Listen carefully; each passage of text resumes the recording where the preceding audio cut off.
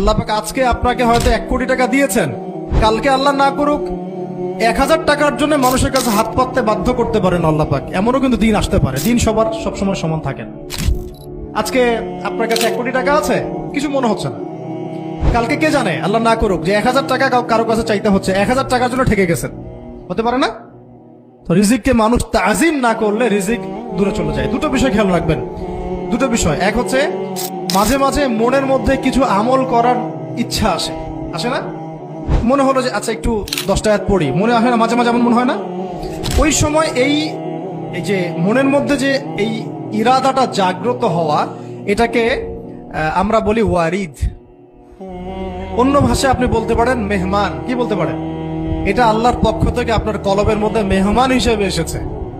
এখন আপনি যদি আমলটা করেন, সেই মেহমান বারবার আপনার কলবে আসবে।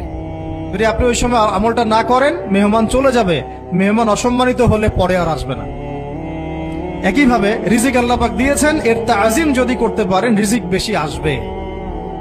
রিজিকের তাজিম সম্মান করতে না পারলে রিজিক আসবে না, বেশি কমে যাবে। উসমান রাদিয়াল্লাহু আনহু সবচেয়ে ধনী ছিলেন না? কেন জানেন? কেন? এটা কি জানেন কেন ধনী ছিলেন? একে তো তিনি প্রচুর দান সদকা করতেন, এটা তো আপনারা জানেনই।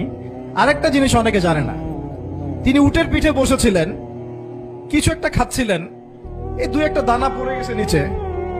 উটের পিঠ থেকে নেমেছেন, নেমে সেই দানা উঠিয়েছেন, পরিষ্কার করেছেন, ধুয়েছেন, আবার খেয়েছেন।